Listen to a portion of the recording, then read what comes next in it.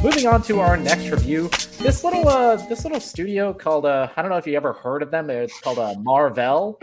Yeah. Marvel. I don't know about that. Marvel Studios. They apparently made a show a couple years ago called this guy Loki. Okay, now it's sounding familiar.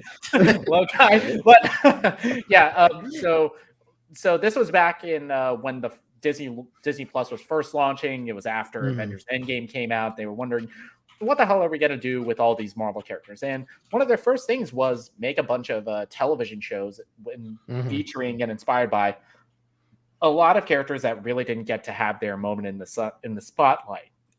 Excuse me. God damn. Yeah, coffee do not mix for me. But you got shows like Falcon and the Winter Soldier, like WandaVision, and I think pretty much a solid consensus of being the best one with Loki, where you really got to it was one of the first ones that actually felt like it was made for television. Because as much as I like shows like Hawkeye or Moon Knight or even Ms. Marvel, I feel like those would have worked better as just a straight 2-hour movie instead of just 6 episodes stretched out over the course of 6 weeks. And Loki was one of the first ones to get that formula right. And it was the first one that was announced that was getting a second season. And here it's following the aftermath of the first season where Loki and Sylvie traveled to the palace at the edge of time. They confronted He Who Remains, who was the founder of the TVA, who was played by Jonathan Majors. And he explained that, hey, I'm the only one holding the timeline together. And if you kill me, there are other versions of me that are going to come running and are going to wreak havoc on the timeline and kill all of you.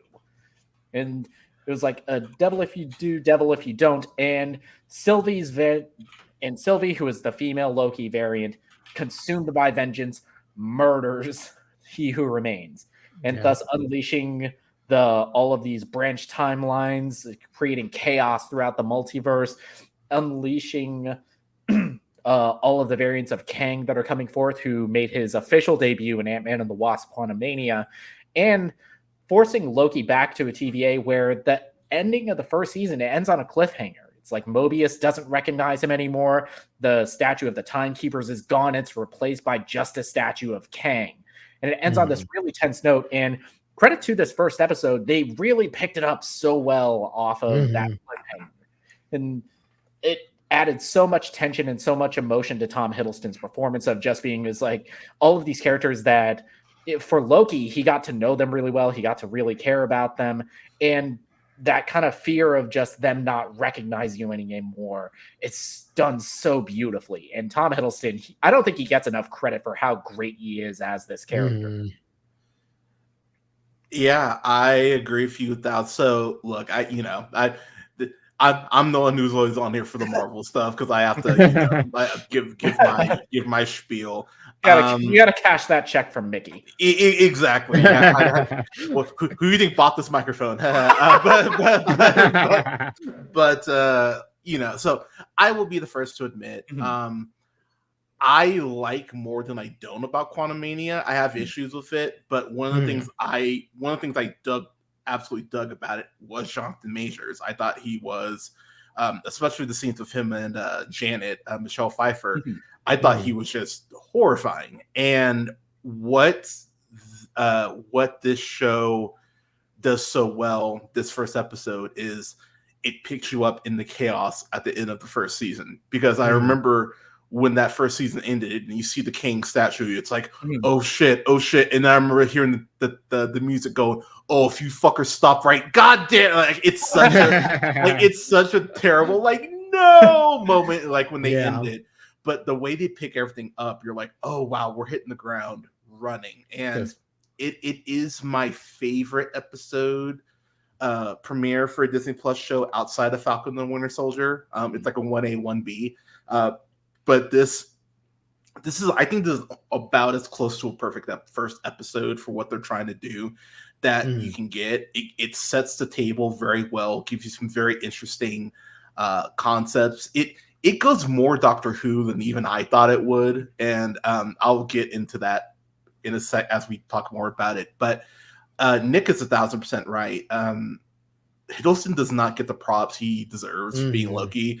He just gets this, and I'll be the first to admit I was okay with him dying in Infinity War. I was like, okay, Hiddleston had a hell of a run. Like, fair enough. Like, yeah, that was a moment where I was like, okay, I know this isn't gonna stick because you already announced Loki as being by that.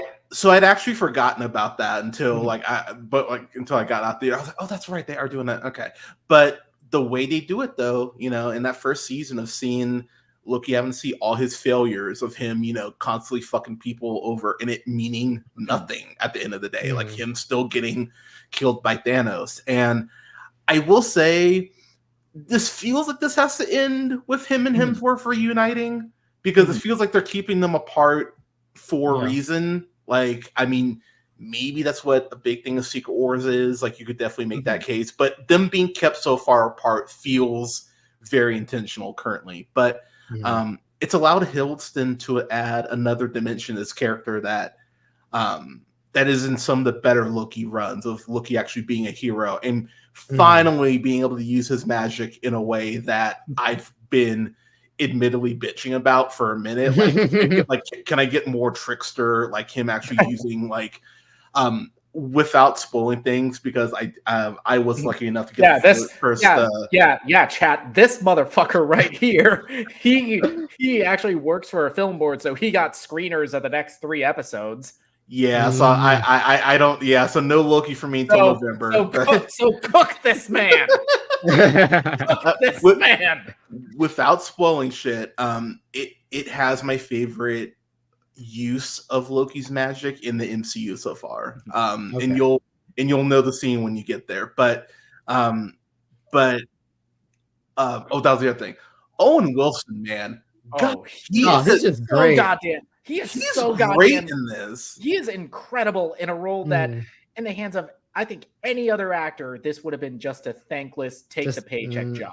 Yeah. And even how he talked about Marvel when he took it, it was like, I don't really watch a lot of these. It's just a fun thing for my kids. And he is bringing his goddamn A game. Yeah, it's him and Hiddleston. Their bromance is just so sweet, and you're just like, wow.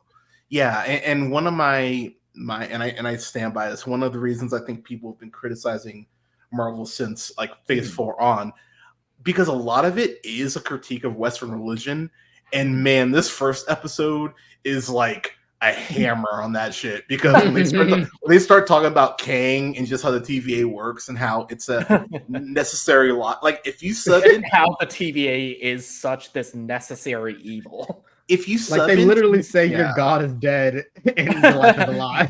Yeah, like if you sub in TVA for Christianity, like it plays the same way. And like I know a lot of people will go, fuck you, but it's true.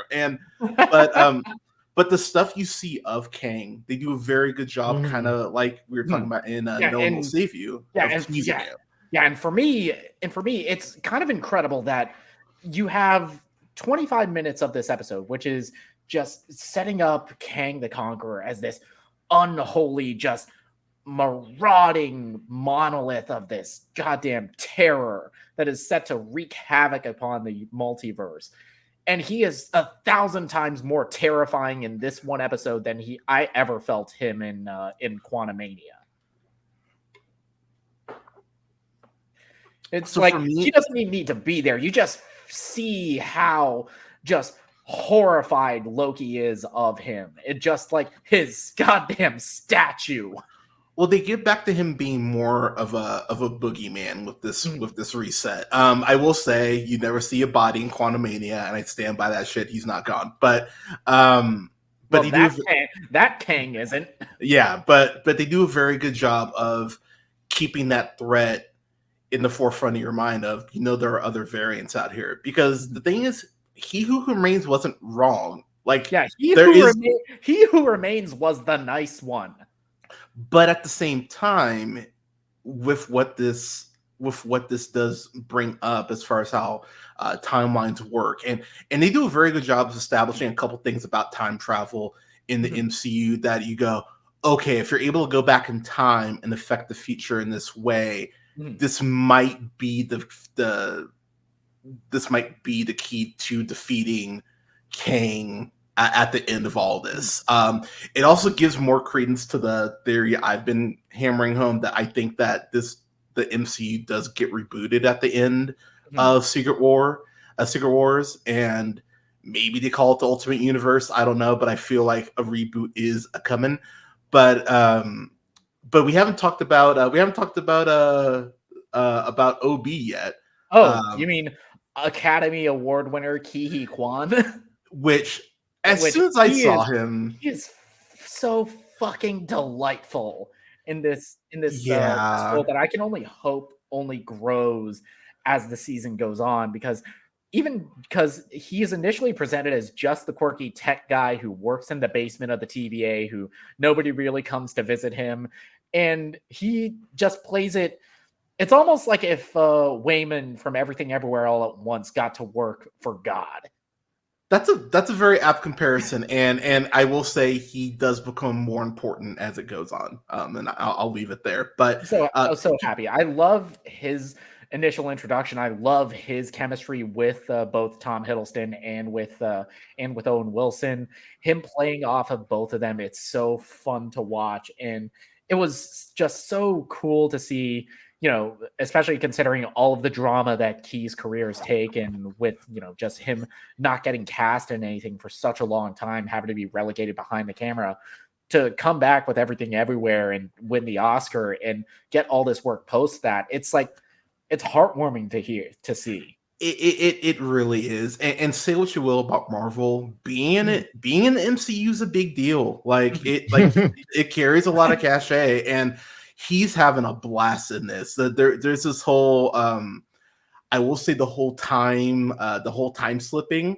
That's probably my favorite set piece in this entire series, because it's one of the few that I think really plays with the concept of time travel, which is something that is introduced in both Avengers Endgame and to an extent the first season of Loki. And getting to see new mechanics about how time travel works in the MCU, especially in the TVA, where we've been told that this should be impossible.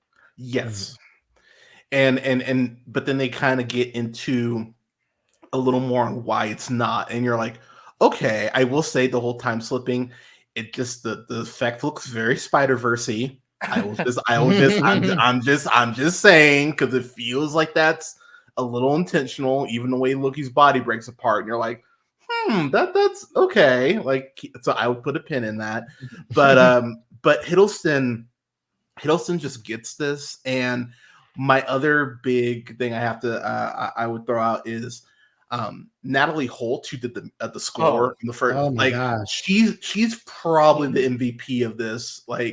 For sure. Who's not an actor, because the scores is absurd for this first episode, but it does a good job too of setting a lot of different elements and things on the table, because you don't know where Miss Mintz is, who's voiced by Tara Strong, and that's a whole other thing.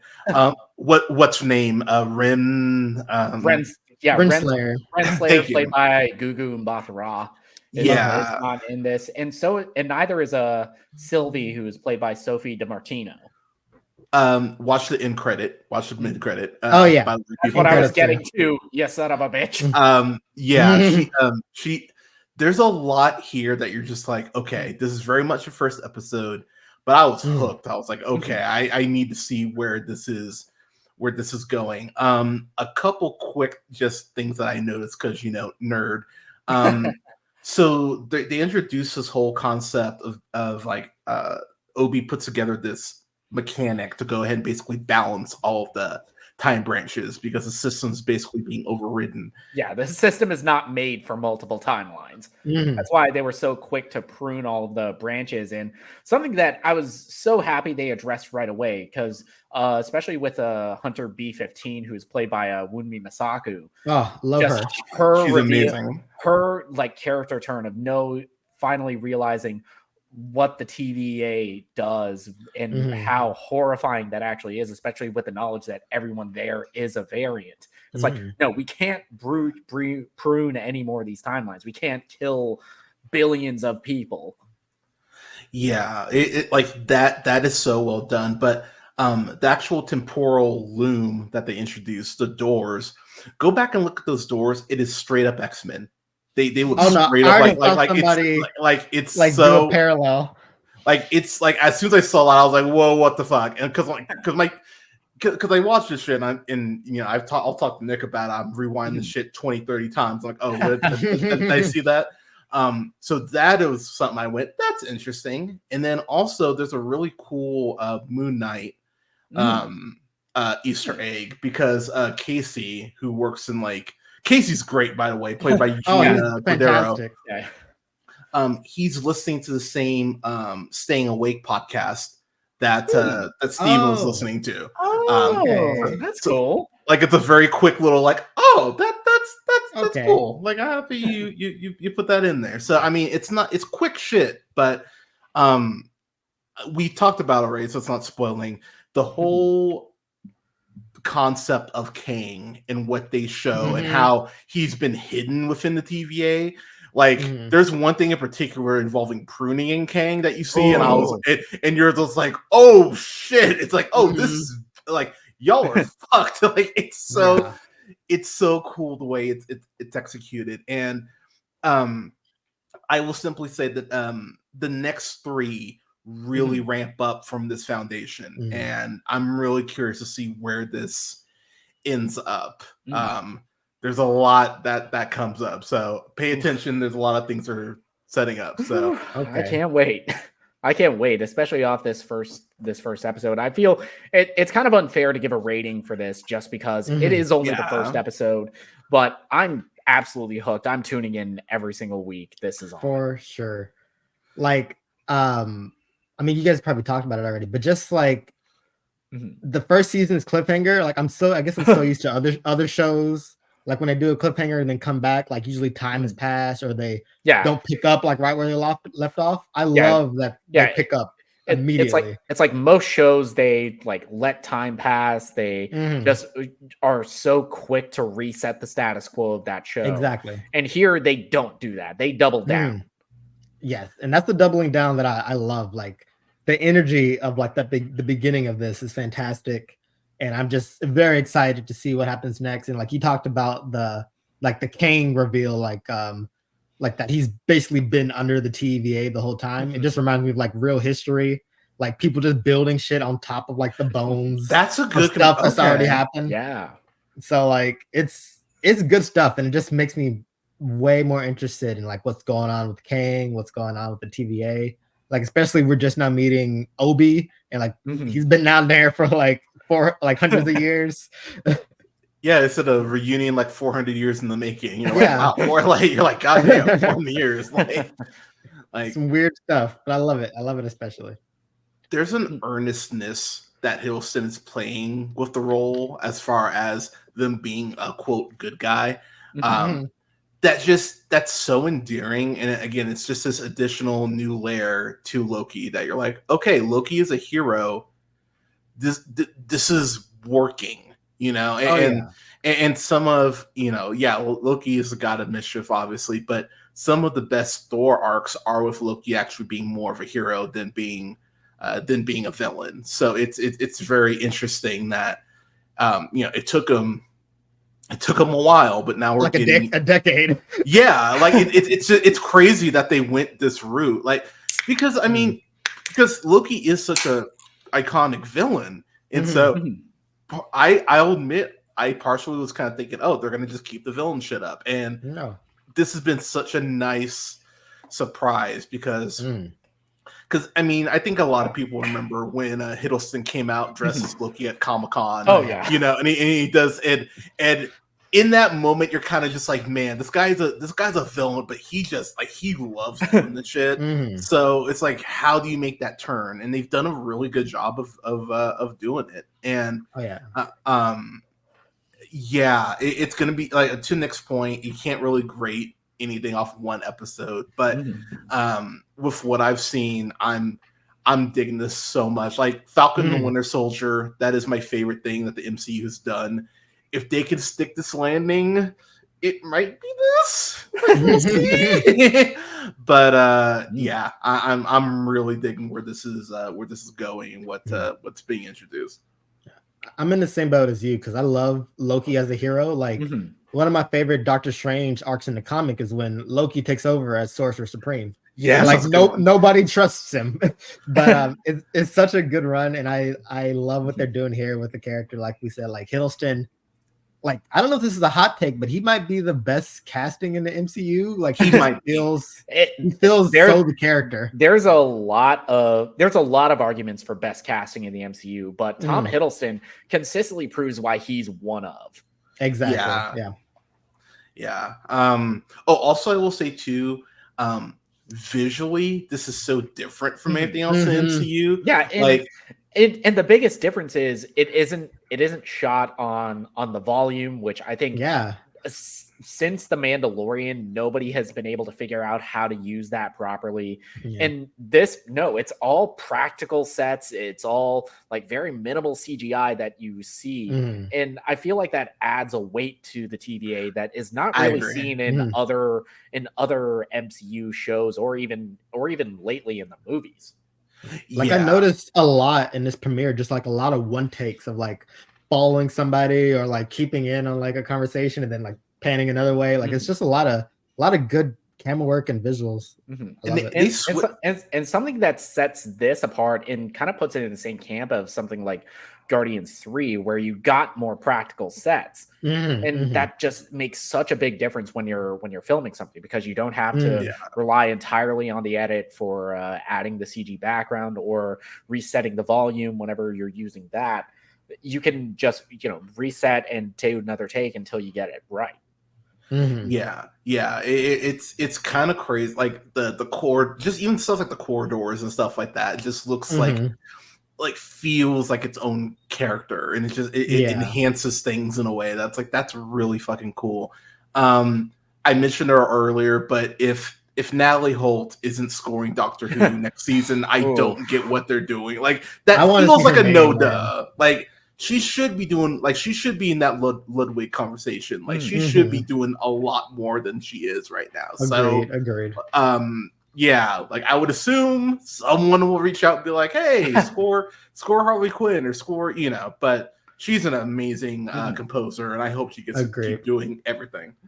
Well, people, that was our review for the premiere episode of Loki.